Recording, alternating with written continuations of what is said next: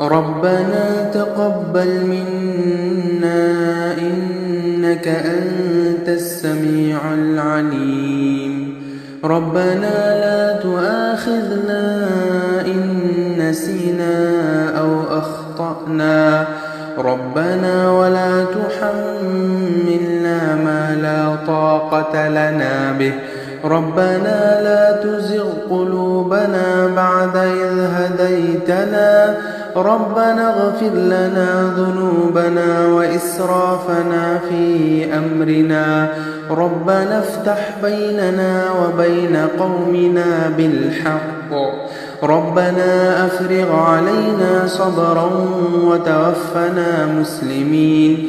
ربنا لا تجعلنا فتنة للقوم الظالمين. ربنا اغفر لي ولوالدي وللمؤمنين